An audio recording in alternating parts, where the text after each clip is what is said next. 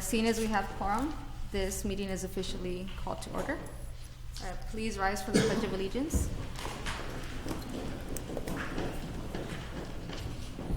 Ready? I pledge allegiance to the flag of the United States of America and to the republic for which it stands, one nation, under God, indivisible, with liberty and justice for all. Thank you.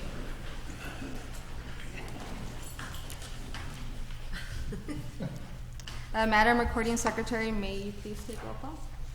Commissioner Cano, Commissioner Garcia, Present. Commissioner Ramos, Present. Commissioner Santana, Commissioner Solano, Commissioner Ursua, Commissioner Wood, Present. Commissioner Frazier, Present. Commissioner Vasquez. Present. We have quorum.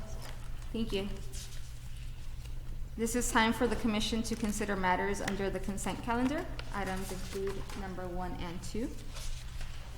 Do any members have any corrections to the minutes, or are there items that you wish to pull for separate discussion or to abstain on? Do I have a motion to consider items 1 through 2? I make a motion to approve. Thank you, Commissioner Witt. Do I have a second? I second the motion. Thank you. All those in favor, please say aye. Aye. All those opposed? So the matter is approved by consensus. So we're now supposed to consider items under the business calendar, but I do know we have a member of the public present. So I would like to move over to public comments if, no? Okay, thank you. So we'll continue with the business calendar. So we will now consider matters under the business calendar.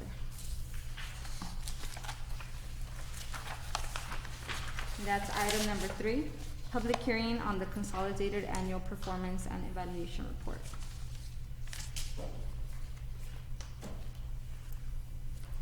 Ladies and gentlemen, this is the time and place for the public hearing of the Community Redevelopment and Housing Commission of the City of Santa Ana for the Consolidated Annual Performance and Evaluation Report. Strategic Plan number 4.1. Does staff have a summary to provide? Yes, thank you, Mrs. Chairwoman. Our senior community development analyst will be providing a presentation on our behalf today. Thank you. Good afternoon, Commissioners. The CAPER that you are currently reviewing is a draft and will be until all of the accomplishments and drawdowns are completed for our quarter 4. So some of the tables are blank or they have some numbers and not all, and that is the reason for that. So moving forward, the consolidated plan process, we came before you in April, I believe, in regards to our annual plan. That is when we created the plan for fiscal year 18-19. And then, which is kind of down there at the bottom right. And then this afternoon we are looking at the CAPER, which is the accomplishments for last fiscal year. So for fiscal year 17-18. And we are also having the public hearing. What is the CAPER? The CAPER stands for Consolidated Annual Performance Evaluation Report.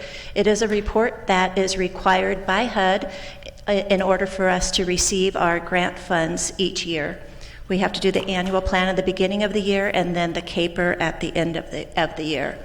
It helps the city to assess our affordable housing and community development needs, helps us with market conditions and to make our decisions much better.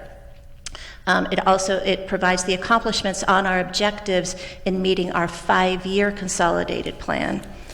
Our 5-year plan is for the period of 2015 through 2020. And then part of that plan, there is an annual update each year, which is what I just addressed, that we came to you in April for review. The 5-year plan establishes our priority housing and community needs. It outlines our strategies. It identifies programs and projects and identifies the benchmarks for measurements. The action plan, there's one action plan included in that 5-year plan, and then every year throughout those 5 years, we do update the annual plan. It covers the period of July 1 through June 30th. And again, there are 5 annual plans in that consolidated plan. The CAPER covers 3 HUD grants: the CDBG Block Grant Program, the Home Investment Partnerships Grant, and the Emergency Solutions Grant. The figures on the right on this slide are for last year's figures for 2017-18, which is what this CAPER is addressing. CDBG. The purpose of the CDBG program is to develop viable urban communities, to provide decent housing, a suitable living environment, and expands economic opportunities, principally for persons of low and moderate income. The activities that the city utilizes are capital improvements for streets, parks, and facilities, code enforcement, public services to our many public service organizations in the city, and housing rehabilitation. Some of the highlights from this past year were the completion of the Pacific Electric Community Park, Madison Residential Street Improvement, and the Roosevelt Walker Community Center. I have a picture right here of the Pacific Electric Park, which utilized $2.7 million of CDBG funds towards this park. It has open space, playgrounds, walking space, fitness area, gardening beds, and many other items. In code enforcement this year, the officers responded to over 4,800 complaints within the CDBG area, of which 1,643 were single-family residences and 1,794 were multifamily residences. Through the public service programs, there were over 3,000 individuals that were served, and 16 public service organizations were funded for housing, domestic violence, expungement, family economic programs.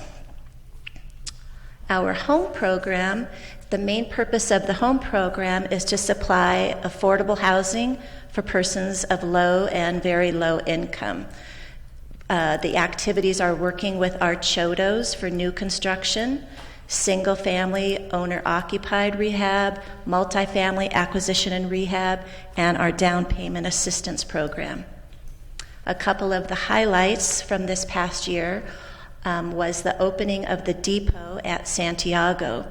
The city invested between home and CDBG an investment of $3.3 million for the construction of 69 affordable units and 8 project-based vouchers. It's a 1.34 acre infill right across the street from the regional center. I think some of you were at the opening of that site. There's a photo of that. And then another highlight this year was the orchard. And instead of putting a photo of the orchard, I chose to make a photo of the back wall. So it's divided into 3, but that's the mural that's on the back of the wall of the orchard, which is very unique. It highlights some of the clients that are actually living there at the orchard. There was an investment in $1.2 million in home funds, where there are 71 project-based vouchers, and it truly transformed this motel into a wonderful permanent supportive housing project. Coming up, some approved projects we have to look forward to is the Santa Ana Arts Collective.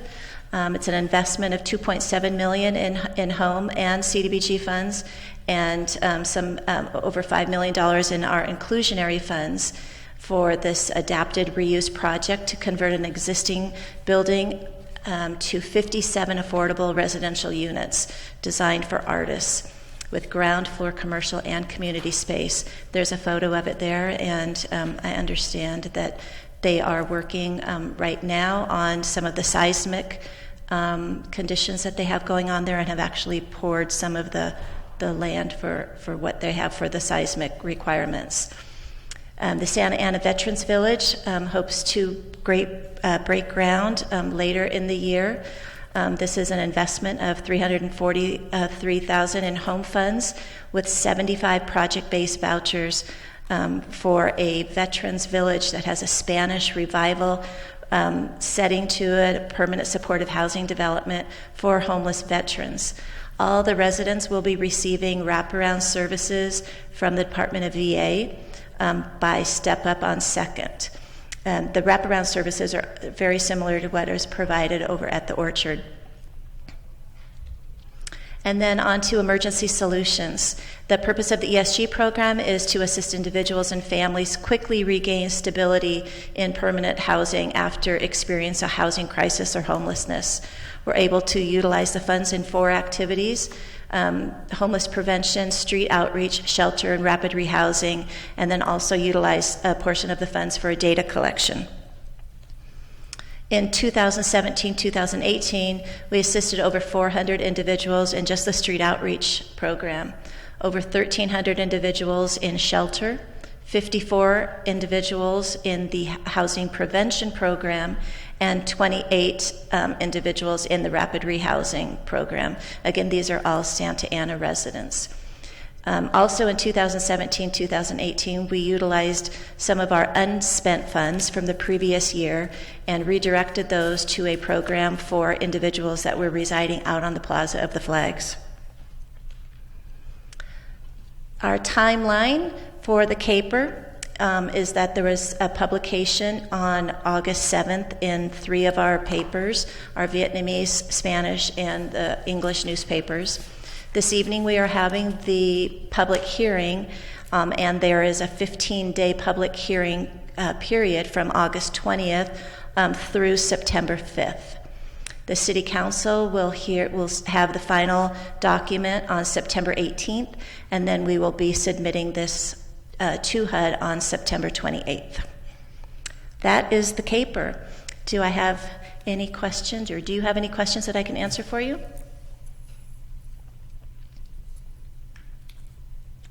Well, according to my script, after this I have to ask the recording secretary if there are any written communications, and first allow the public to speak before we provide our chair comments. Okay.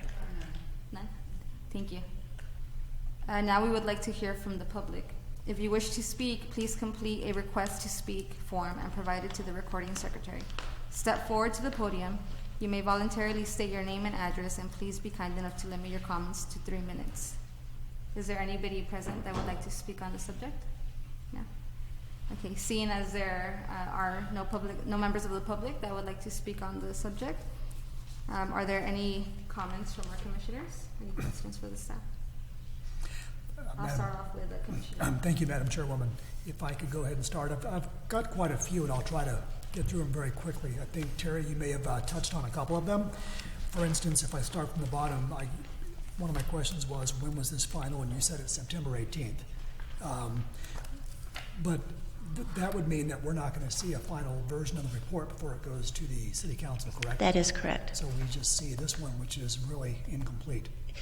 Yes, With the narrative, I would say, is 90%, but the tables Right. are what are going to be the big difference. It will be on our website for you to review prior to it going to council. Okay. Starting from the front, page 3 on page 3-10 for code enforcement, I just noticed something tonight. You said that there were, let's see here, 4,857 complaints that were recorded. So are those complaints must come in by phone or by email? Because one thing I noticed was there's no section on the Santa Ana City app, which is used for reporting street defects, signs, graffiti, etc. There's no tab on there for reporting a code enforcement violation, which I think would be a great way to get more input from the city. I use that quite a bit when I'm walking around, and if I saw something, it would be nice to do that. Is that something the city could look into? I can definitely pass that on. Absolutely. Thank you, Commissioner Wood. That's a good suggestion, and we can pass that on to our code enforcement Yeah, department. the app, again, the app is just so brilliant the way it works, that it's so easy to do that. Also on page 310, capital improvements. That just reminded me on a separate subject. A few meetings back, this might go to Judson, I believe we had some unspent funds that were earmarked for some park improvements, and one of those was the repaving of Carl Thornton's parking lot. Do you recall that? Yes, I believe you're referring to our annual action plan budget. Is that correct? Right? And the plans for the use of those funds. Right. Who would I be able to ask a question in the city of that? Who could I email about that? Because it's just been several months now. The parking lot has deteriorated to the point where it's almost dangerous, I think. So, is that something I would take up with Parks and Rec? We'll find the contact information for you. What's the park again? Carl Thornton. Carl Thornton. Got it. Over off Segerstrom. Yep. Okay. Moving on to pages 3, 14, and 15. I think, Terry, you touched on this. There's a lot of zeros here, so that's going to be filled in. Mostly for, like on the ethnic breakdown, there's all zeros throughout the whole report. So, is that because there is no breakdown, or that's just something that has to be On filled which in? one are you referring to? I'm on page 314 and 315. Is that the affordable housing, the numbers, the one-year goals, and the actuals? No, this is On 14 and 15. Well, if you want a page number, it's page 9 and 10. I'm sorry. Oh, okay. I'm sorry. For the minority business enterprises and Oh, women yes. business enterprises. Again, so what we end up doing for our home program and our CDBG program, we enter in all this information into a system called IDIS. Right. It's through the HUD program. And once all of our accomplishments are in for quarter 4, this table will be auto-populated. Okay. And so that is why it is empty at this point in time, so we weren't able to pull the document from that site. So all of this is kind of hand done. When does quarter 4 end? It actually ended on June 30th, but we're in the process of inputting everything, and our finance department is still going through all of those invoices, but it should be, within a week or so, it should be completed. Okay, thank you. On page 11, I don't know if this was a typo or if there's some other numbers missing, but on the affordable housing, on the actual, it looks like it should be 69, but it says 140. Oh, I see what you're, yes. And it was just I was just looking through all the numbers, I came across that. Something a little more important on page 22. It talks about the inspection of certain units, and it looks like there were 190 inspections out of the 836 units that are available, which is less than 20, I don't know, it's like 22%. So at that rate, it would take 4 years to inspect all the properties, but on the schedule, it says everything has to be inspected either 1 year, 2, 2, or 3 years. So is that a concern that they're not being inspected rapidly enough, or was it just a down year for inspections? That's a good question, Commissioner Wood. The inspections we actually pull a sample of inspections. I believe it's 20%. 20% of the units at a project. So Okay. the 22% at 190 out of the 836 is accurate. Sounds right, okay. Yes. Yeah.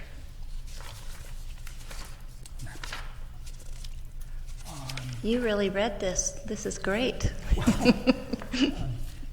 I promised that I'd have more time to read now that I'm on the chair. Although we can do both, I understand, because I know Chairwoman Ramos has a lot of questions. On page 30, the question was on the number of homeless that were under the age of 18, there were 33. So those are accompanied minors, I assume, because if they were unaccompanied, they would be in some sort of program or shelter, right? These are under 18 with, and under 18 is typically with their families. Right, okay, that's just clarification for my part. On page 32, I noticed that if you look at 2015 to 2016, the expenditures for homeless prevention and rapid rehousing were significantly lower in 2016. Do we have an idea on 2017 if that's the same, or was there a reason that happened? So, well, actually, each year we're able to allocate the funds differently in all of those areas.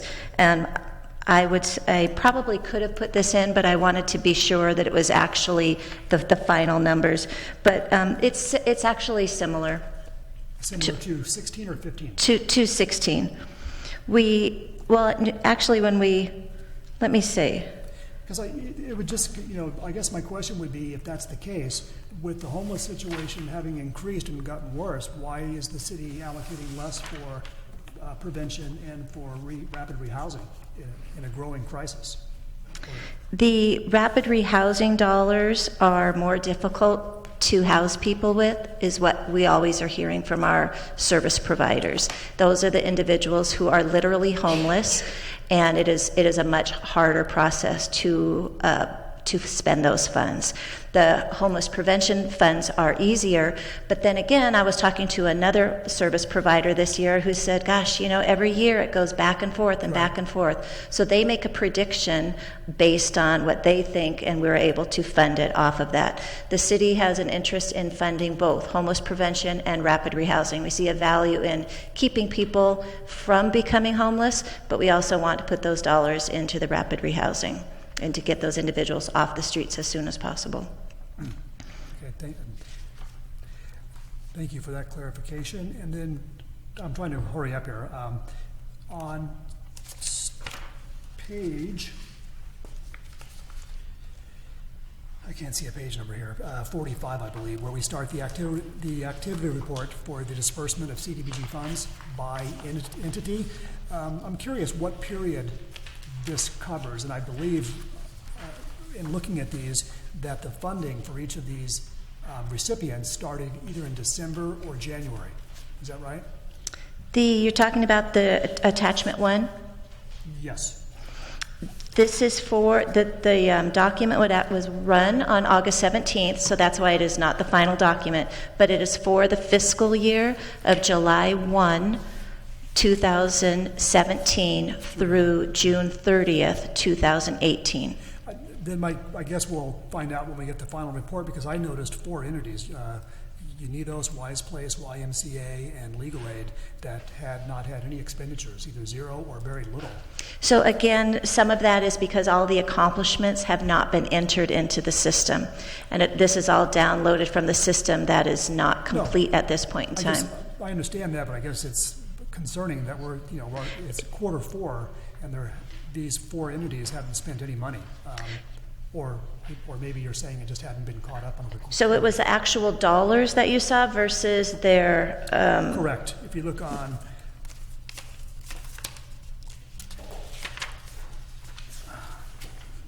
The page numbers are difficult here. Page 57 is Santa Ana Unidos, and they were funded almost $60,000, and they've drawn zero through the year. That is, for that organization, that is accurate. That organization did not draw down any of the funds that were awarded by our commission and city council for fiscal year 16-17.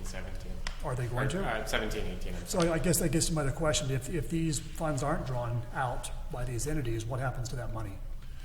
So those funds are then you already reallocated those funds through our CDBG funding plan that you approved and recommended for approval in April, and so they were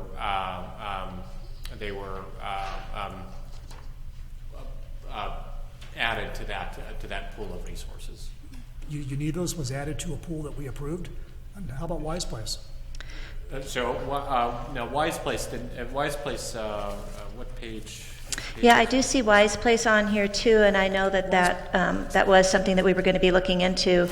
The program that is funded through CDBG for Wise Place is their Steps to Independence program. Correct. We also fund that program through ESG, and they did spend the majority of the funds from ESG.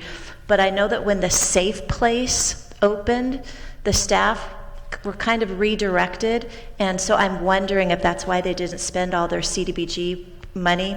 It's a guess. Right. I'm not 100% sure, but they were pretty on target for the ESG programs within those funds within that program. On that program, but on this one, it appears that they may have moved resources and not, who knows? Yeah, guess, I'm not, so I know when I spoke to staff, they were talking about having to be redirected to the safe place.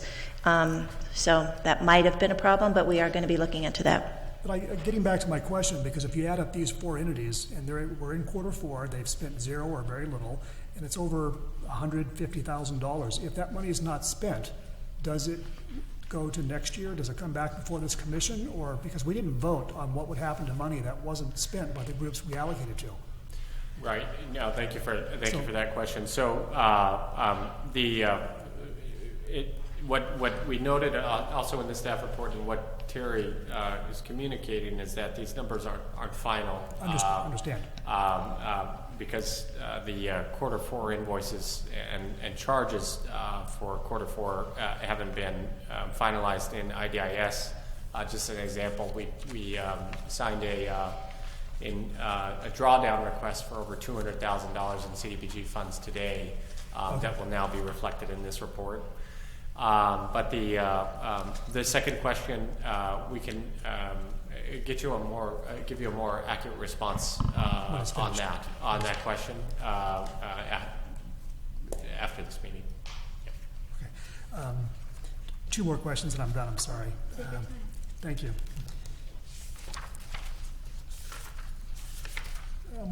Can you clarify on page 77 the administration funding being drawn? It's $118,000, and it looks like that one's completely spent. Is that city administration that's broken out separately? It just sort of confused me. For our CDBG program, the city is allowed to utilize a portion of the funds for administration, so for staffing. And so that one's complete then. That's spent up. Okay. And then lastly, on these other reports, starting on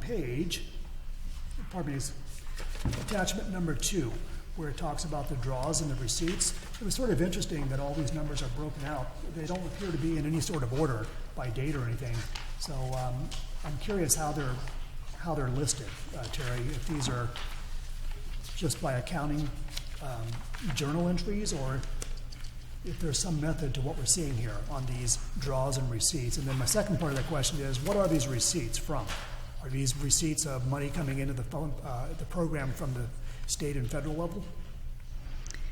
I believe that these vouchers are from our subrecipients and our programs that we fund. Okay. And each amount is identified to an exact voucher number. Right. I'm not as familiar with CDBG, and Judson, is that correct? That all of these funds, so they all have an IDS activity number, which is something that we set up in the system, and so these would be for our park programs, a variety of everything that we fund with CDBG and home, or this is just CDBG. Everything that we fund through CDBG, everything has a receipt, everything has a project number, everything is identified for each individual item that they are spending. Okay. I believe. Is that correct, Judson? Yes, yeah, that's accurate. Yeah, from July 1st, 2015 to August 17th, 2015. So they can go back and they can track it really well by the pennies, Yeah. as you can see. And it looks like, but I just answered part of my question, they're sorted by voucher number, not by date. Mm-hmm. And, okay, it's sort of interesting data there. My last question is then on the final CAPER report, or CAPER document, you said it would be available to us on the website. Could we ask that be emailed to the commissioners? Absolutely. So that we can, instead of me having to remember to go look for it, I'm really curious to see the ending numbers on CDBG. So, Great, yeah, absolutely. Terry, thanks for answering my questions. You are welcome. Thank you, Commissioner Witt. Commissioner Vasquez, do you have any questions that you would like to ask? Commissioner Garcia, do you have any questions that you would like to ask? I just want to thank Terry for the report. I appreciate it. Is there any way we can get a copy or a PDF of your presentation, the abbreviated version? Oh, absolutely. I can email this to you. Love that, just so I can show it to a few people. Sure. And speak to it. The other comment I had was just with regards to some content on here. There's some typos on page. Okay, it's Exhibit 1, page 345. 3-45. There's some strange character symbols on there under description. What page number is that? 3-45. It's page 49 of the Okay. attachments.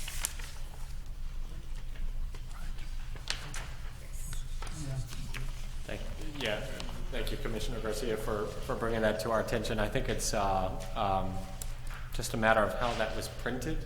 I imagine on the screen it would be, I assume on the screen it would be correct, but when it came out in print, Okay, it just want to make came sure out. it's corrected there. Yeah. Last, I do have a question, and it's just a general question, just for my knowledge. For those, where's my place? For the code violations, what exactly does the administrative citation involve? I am unable to answer that one. You know, I I am. was just curious to know, is that when they actually get a fee, like a ticket? Like there's a fee to pay if they, Yes, when it hits administrative citation, it is a fee. Before that, it's a warning or what we call a notice of violation. A notice of violation is a get out of jail free card if you cure the violation within 10 days. So let's say a car is on the lawn. Cure it, easy to fix, no fee, no fine. Just move the car. Things that take a little longer, and you have to persuade an absentee landlord that may be out of town, go to administrative sites usually. But usually you get cooperation at the very lowest level, which is a notice of violation. and then so for the total, it says here that as a result of these efforts, property owners were made, there's an amount on there that repairs and upgrades, costing 451 properties. That's a lot. Is that just the total in repairs that they paid, or that they gave the city as a result of the fees? You know what, I'm wondering if Ray Lorette may be able, those are the numbers that you gave me, Ray, for the code enforcement? Are you familiar with those numbers? No, I'm more familiar with the compliance. Okay. I'm happy to find that out for you. Okay, that's okay. So I was just curious to know. Yeah, 4,800 calls is not unusual. So that's 4,800 calls. And when they divided them out, this many were for single family and this many were for multifamily. And then some could be for commercial, as long as they're within a low income census tract, right? Mm-hmm. Yeah. I'm just blown away by the numbers. It's just a lot. We have a very active population that helps us cure these violations great. by turning people in. Yeah, it's really positive. Yeah. Was that, did that answer your question, or is there Yes, something that's more? fine. Yes, Okay. I understand. Do you have any more questions, Commissioner Garcia? No, I'm good, thank you. Thank you. Commissioner Frazier, do you have any questions? I just have a couple of questions, and it's actually not completely content-based. It's information relating to that. The Arts Collective and the Veterans Village are both on the slate to be done next. What is the timetable that we're looking at on both of those projects? Is it going to be similar to the Depot at Santiago at 5 years, or are those something that we're looking at being completed quicker than that? I'm going to defer that to Judson. Sure. Thank you, Commissioner Frazier. So the Santa Ana Arts Collective is expected to complete construction next summer in June. And the Santa Ana Veterans Village project, we are expecting them to start construction in January. And then the project would be completed about a year and a half after, roughly June 2020 is a good estimated date, unless they're faster on their construction and beat the deadline, beat the expectations. Which would be great, yes. Thank you very much. I was also wondering about the ESG, the Plaza of the Flags redistribution. is there any way to get something that shows what that looked like, what the program looked like that was offered to the people that were living at the Plaza of the Flags, what their requirements for being available to that program for the redistributed funds are? I can, but I can also just tell you right now what we did. We were able to house 12 individuals in a permanent supportive housing with services as well, with wraparound services. We are continuing to see what additional individuals from the Plaza of the Flags who have been long-term Santa Ana residents living out on the plaza. We're trying to definitely assist those individuals ongoing. And how many people estimated do we have living at the Plaza of the Flags? 0 today. Okay. At that point in time, there was probably somewheres around 175 or so. It was a great effort in cooperation with Orange County Behavioral Health Services and our Santa Ana police officers, other nonprofits, and just slowly working through every single individual out on the plaza was offered a service. Many of them took those services and went to a variety of places, went to a rehab organization, went to other shelters, were able to have a bus pass to go back home if they were interested in doing that, a variety of services. And so it was a very positive and successful clearing of the plaza. That sounds great. Do we have tracking information on that stuff for what services were provided and what services? Yes, the Orange County Healthcare Agency had tracking on every single individual that they assisted, and then through our ESG program, we have tracking of the individuals that were assisted and were placed in a permanent supportive housing opportunity. Great. And related to that, has there been a roundtable or some type of a discussion that's been held? You mentioned some of the organizations. You mentioned that they were having hurdles for utilizing the rapid rehousing funding, or that it was more difficult to use than, say, the ESG funding. Has there been any communicative discussions that have resulted in any type of information to go off of to maybe lessen those hurdles?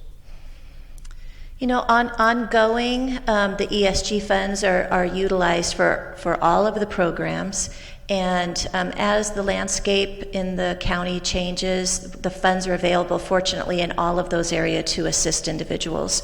Judson is the head of our continuum of care for the county, and they were just meeting today, in fact, and so there are definitely conversations going on. There's a lot of cooperative conversations and people working together for a variety of assistance to be able to help individuals. And it's not just for ESG funding.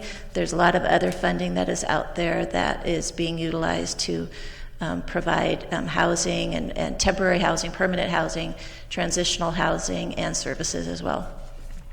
And the last question I had is actually directly related to the report and the information being provided by, so we have to have the report into HUD by 90 days after the close of the fiscal year? Correct. Is that correct? Is that what's given to the departments to furnish the information to whoever puts the information into the report? Is that they have 90 days to get that information in? Or do they have a more efficient timetable so that whoever's inputting that data is not scrambling at the last minute? We require a quarterly report from each of our nonprofit organizations, and they have 15 days from the end of each quarter to get us that information. At the end of the year, we're reconciling a lot of the books, we're going through things, and so that is on our end to get all of that in. There's many things with ESG, with CDBG, with home, trying to get those in at the end of the year. But we're going back at the end of the year, although they have provided everything to us within 15 days, we scrutinize every single penny that they are requesting. So it takes us a little bit longer to go back if they have to submit a time card to us, and if the time card is not signed by themselves and their supervisor, it's sent back. And so there's a lot of back and forth to actually close out that entire year. Takes us a little bit of time. So that's why it's incomplete for you tonight, but it will absolutely be completed shortly and will be a complete document when we take it to council. Okay, so all the information is actually in-house, it's just being verified with you guys? Yeah, verified through us, and we're still going a little bit back and forth with the individuals who have provided those that information to us, but we're narrowing down on the end of it right now. Thank you very much. You're welcome. Thank you, Commissioner Frazier. I have a few questions and comments as well. My first one is from page number 1, the first page of the report. So in that last sentence, it mentions resources that the city provides, it mentions the city providing resources through X, Y, and Z programs. And one of those is rental housing and rehabilitation. And I don't think I saw any numbers for that throughout the report. So I'm wondering what that program looks like and if there were any numbers to report. And where are you looking? Are you looking under public facilities and infrastructures? So on the first page of the report, under goals and outcomes. Okay. In the third paragraph. Under the affordable housing opportunities? Paragraph? Yeah. And which one are you not seeing? So, second to last sentence, it says the city also provides resources through the following programs, and the first one is rental housing rehabilitation.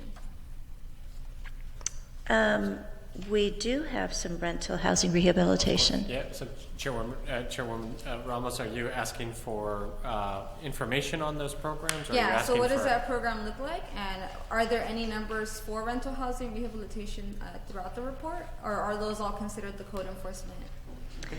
Claudia Shaw, our loan specialist, can answer that question for you. Thank you. Good afternoon. I'm Claudia Shaw with the Housing Division. For the rental rehab, we offer a program for up to $75,000. And we've had interest, but in the end, people don't really follow through because it's limited to $75,000. And the few times we've gone out there to do a courtesy inspection, the work that's required exceeds $75,000. And it also involves taking the housing information of the actual tenants. And a lot of times the owners are finding out that the tenants don't want to cooperate. So unfortunately, the program's available, but we probably have to make a lot of changes to it in the future for it to be successful. Okay, can we review that program more thoroughly at a future meeting and learn a little bit more about it and how it can be changed to ensure that it is a program that can be utilized, because there are a lot of rental properties that are in dire need of rehabilitation. Yeah, I believe we can, yes. Thank you. I also, like everyone else, had a few questions about code enforcement. Oh, okay. So on page 5, it mentions that there were complaints that covered 3,437 residential properties. Do we have a geographic map that shows us where these properties are? The code enforcement property that these ones are referring to are in our CDBG area, and if you do not have a copy of the CDBG area, we are happy to get that for you. Okay, so I'm more interested in knowing specifically what neighborhoods these properties are in. I don't know if you would all be able to provide that, or if it would be best to have code enforcement come in and give us a presentation on that, because I think that's a very high number. So I'm wondering if they're very concentrated in specific neighborhoods or if they're spread out throughout our CDBG area. Yeah, I don't think that that's something that we have in-house, but we may be able to get that from code enforcement. But we do have that map. Okay. Can we request a presentation from code enforcement to come in and... On these complaints specifically for the services and that we I fund think through our there may CDBG be other program? questions that our commissioners could ask code enforcement staff once they're here as well. Okay, we can discuss that internally after the meeting, but we'll also request the map of these complaints from the code enforcement department for you. Thank you. But we would have to refrain from discussing individual cases, Okay. because they're matters of litigation. Yeah, so I would be interested in seeing if they're concentrated in specific neighborhoods, and I would also be interested in seeing the nature of the complaints. So I might not know what complaint was at X address, but if I know that 50% of them are for plumbing issues or for infestations, I think that's very important information for the commission. We'll see if they track that for you. Thank you. I also had questions on rental assistance. So I know rental assistance is mentioned throughout the report, and I'm wondering what that rental assistance looks like. So for the CAPER, again, we're looking at 3 programs, CDBG, Home, and ESG. So while we do a lot of rental assistance in our housing authority, we're not able to capture those numbers in this report. They have their own separate report. So you are able to utilize some home dollars for a tenant-based rental assistance program. We have not initiated that program yet in the city. So that is why you will see low numbers in that rental assistance, while in fact we are providing services to over 2,900 families through the Housing Authority. Okay, and does the city have any interest in initiating a rental assistance program? With utilizing home dollars, Yeah. that is definitely something that we have considered and are looking at. Okay, and is there information on that that can be provided to the commission? Nothing as yet. The program has not been created. So on what those conversations look like. So the conversations that you're having now are the conversations that can be had with this commission?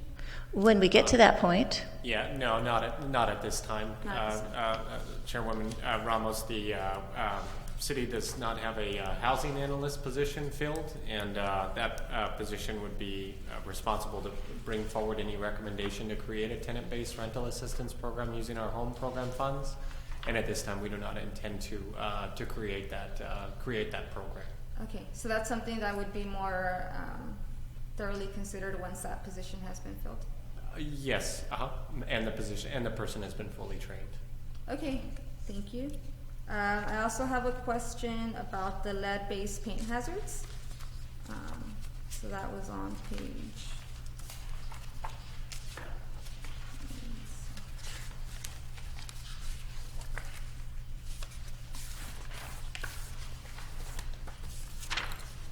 On page 17. So I believe the last time we spoke about this, there were several questions that the commission had, and we actually were able to have the county come and give us a presentation on some of these lead hazards, and there was a report that had come out about the dangers of lead in the city of Santa Ana. So here in the second paragraph, the second sentence says that the inspection found a potential lead-based paint hazards, and it explains what that might look like. But do we know if there were any lead-based paint hazards found? Do we have numbers for that for Santa Ana? Ray, would you happen to know if we had any for rehab? So all of our projects, if they were built before 1978, we have them tested for lead to see if there's lead in the paint. And then we also consider the condition of the paint too, because you can have lead in paint, and if it's not deteriorated, then it's not necessarily a hazard, or if it's not on a friction surface. So there's a lot of things that we look at. But because we're utilizing federal funds, we're required to address the potential for lead hazards. So it's something that we do. It's part of our process for with the initial inspection and doing a visual evaluation of the surfaces, and then having them tested to see if there is lead in the paint. So do you know So- if there was any lead found? There was none. Okay. No. I think it would be helpful if that's mentioned, because it doesn't clearly state that, so I was wondering if that was the case or not. Thank you. Thank you, and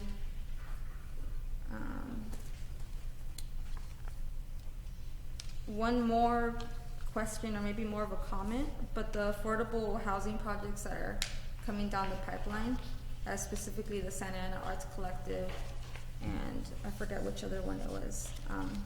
But I know there's a section here on monitoring and the city monitoring what the tenant eligibility, what their tenant selection process looks like. And I know we talked we talked extensively about that during our conversations on the affordable housing policies that development would have to follow.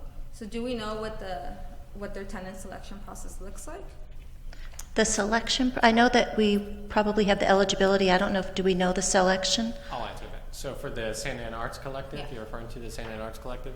At this point, they are still in the process of finalizing their tenant selection plan, and they have not officially begun receiving applications yet for qualified artists for that project.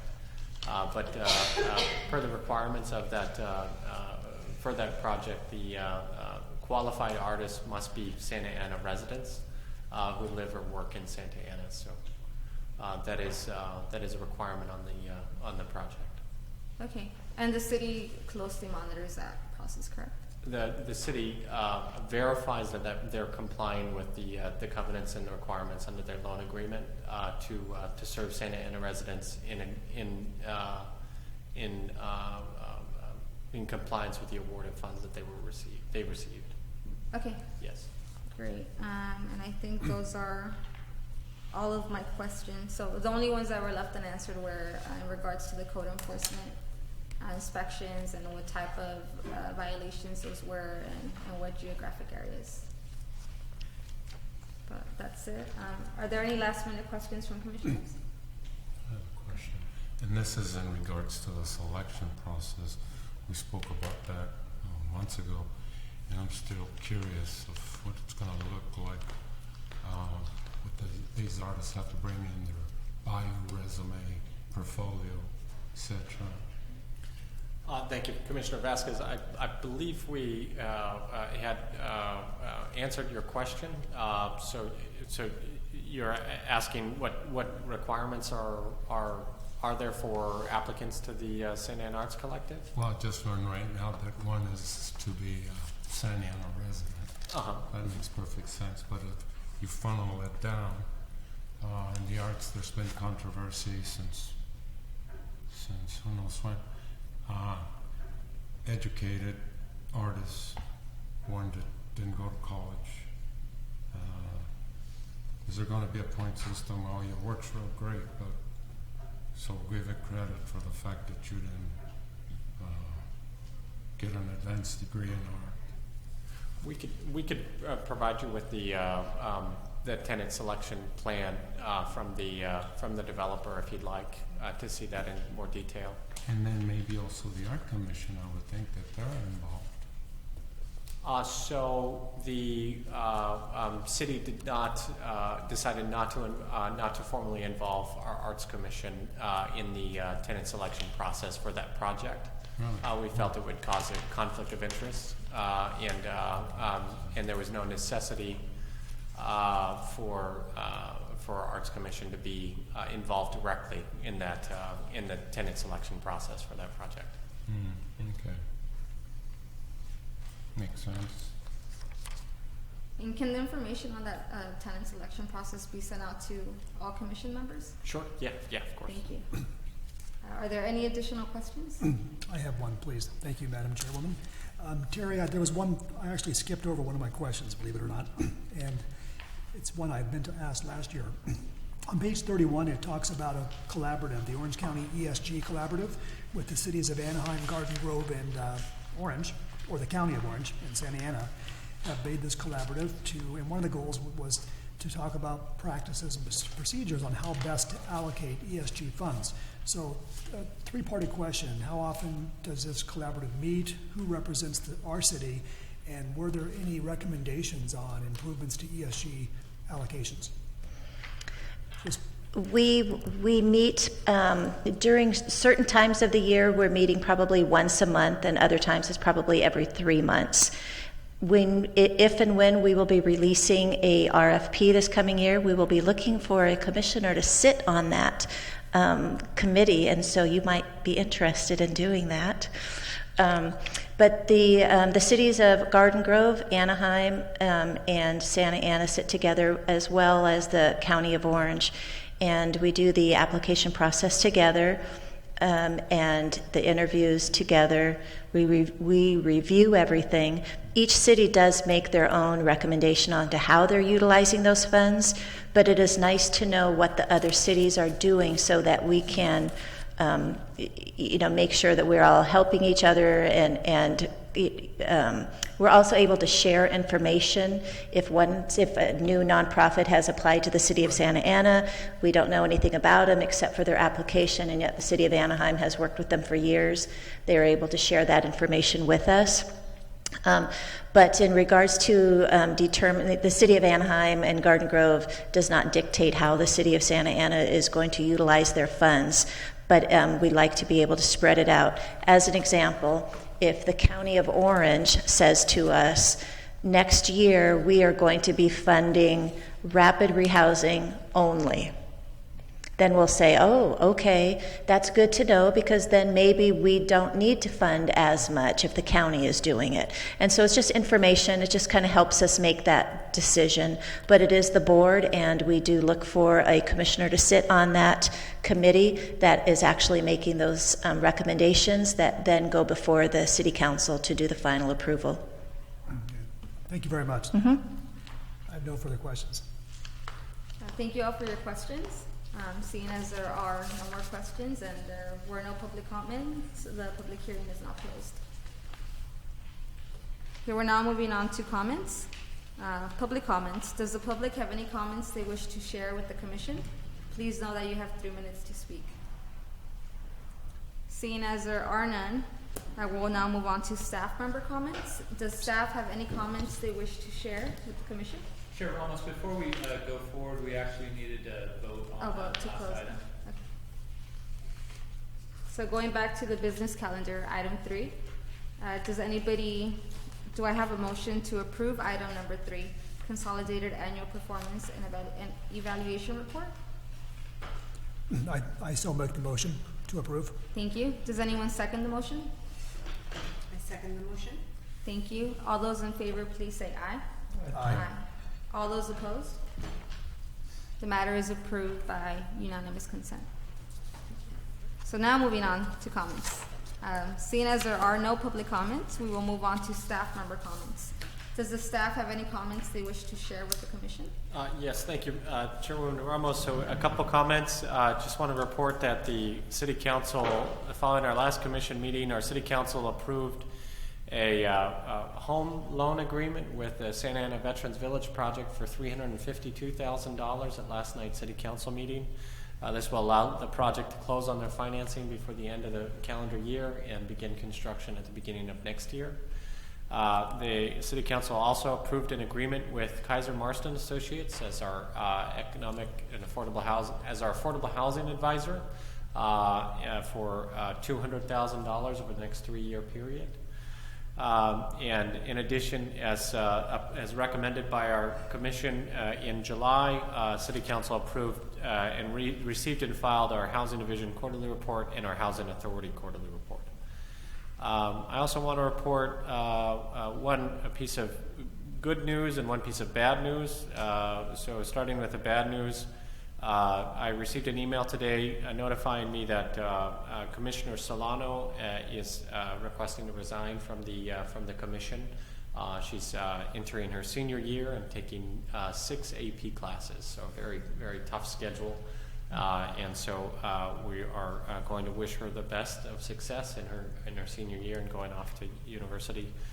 And lastly, yesterday we were notified by HUD that we have received an award of 100 additional HUD vouchers for homeless veterans.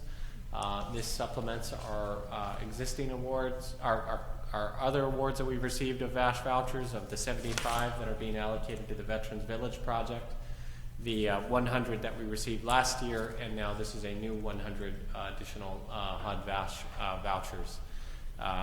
In total, over the last 3 years, we've been successful in submitting applications for 275 HUD VASH vouchers to serve homeless veterans.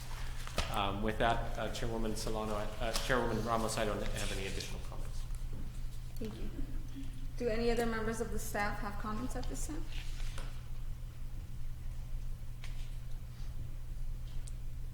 Okay, thank you. Now moving on to commission member comments. Commission members, please note that no member may speak more than once until all have had an opportunity to speak. Also, the commission may vote to limit our comments to 3 minutes each if we feel the need. So I'll start over on this side with Commissioner Frazier. I have no comments, thank you. Thank you. Commissioner Garcia. Just wanted to thank the staff for the report. We appreciate it, and my fellow commissioners for your detailed questions. Thank you. Commissioner Vasquez. No, I don't have any questions at this time. Thank you. Yes, if I could just have a note in the minutes for Commissioner Solano, just letting her know that she will be missed and thanking her for all her input as the student representative over the past almost year. Also, a big thanks to the staff for coming here and giving us your time, especially to Terry for the report and dealing with all those questions. Thank you very much. And lastly, congratulations to Chairwoman Ramos for your first of many successful meetings. Thank you. Thank you. And I also want to thank the staff. Thank you for the nicely put together report and for being very patient with us and answering all of our questions.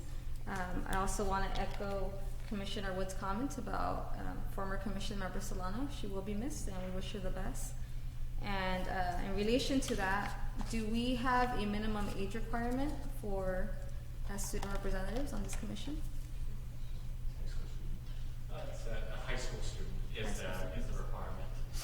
Terry, last year, she did a great job to work with our local high schools to recruit Commissioner Solano, and we intend to start that process as soon as possible so we can fill our vacant seat. In terms of a vacant seat left by Commissioner Tardif, former Commissioner Tardif, we have not heard back yet from his council member regarding his appointment to that vacant seat. Thank you. And one more question on the student representative. If any commission member were to know of a high school age youth that is interested, who should they contact? Let's have them contact me first, or Terry. Actually, yeah, let's have them contact Terry. Do you have her contact information? We'll no. give it to you. We'll give it to you. Yeah. Can it be sent out to everyone in case any of us have we know any youth that are interested? Absolutely. Thank you. And then just one request, can we have the bylaws sent out to all commission members, specifically on attendance, and I don't know if a tardy if a tardy is considered an absence after a certain amount of time. So that's information I would like to have, so I think it'd be great if we can all be aware, and if we can review those bylaws as well to see if they need to be amended, or if there are any sitting commissioners that have already exceeded their number of absences. We'll send it to you. Thank you. To everyone. Yes. Thank you very much. Are there any other comments that anybody would like to make? Any commission members? Well, thank you all. The meeting is adjourned. The next regular meeting is scheduled for September 26th at 4:30 p.m. at the council chambers.